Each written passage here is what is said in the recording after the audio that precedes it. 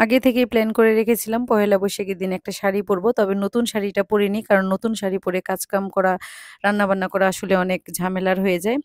তো সবাইকে শুভ নববর্ষের অনেক, অনেক প্রীতি এবং শুভেচ্ছা জানিয়ে আমি একটা ছোট্ট একটা ব্লগ শেয়ার করছি সবার সাথে। তো সবার নববর্ষটা কেমন কাটলো অবশ্যই সবাই কমেন্ট করে জানাবেন। তো আমি আশীর্বাদ করি সবার দিনটা অনেক ভালো কাটুক এবং আনন্দে কাটুক। সকালবেলা স্নান করে পুজো দিয়ে চলে আসলাম রান্নাঘরে ব্রেকফাস্ট করার জন্য। তো এই যে এখানে রেডি পরোটা ভাজলাম আর দুধ চা করে দিলাম যেহেতু আমার হাসব্যান্ডের অফিস ছিল সকাল ৮টায়। তো তাড়াতাড়ি তেমন কিছু করতে পারিনি। তো রেডি পরোটা আর দুধ চাটা করে দিলাম। আমার হাসব্যান্ড খেয়ে অফিসে চলে গেল। তারপরে আমরা খেয়ে নিলাম আরকি। যাই হোক এত কিছু তো আসলে দেখানো সম্ভব হয় না।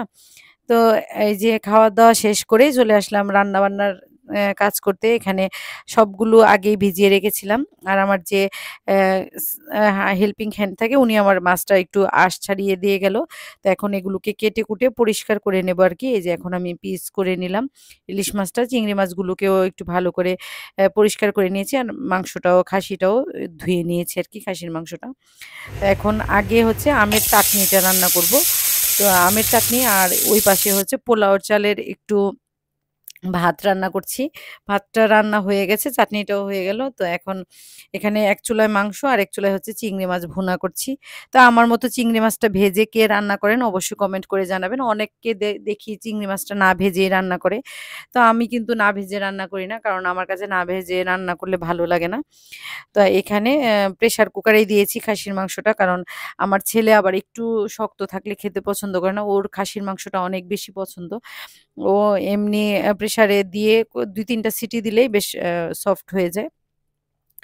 তো এই যে আমি ২ চুলায় রান্না বসিয়ে দিলাম। আর আমার ভাসুরকে বলেছিলাম খেতে।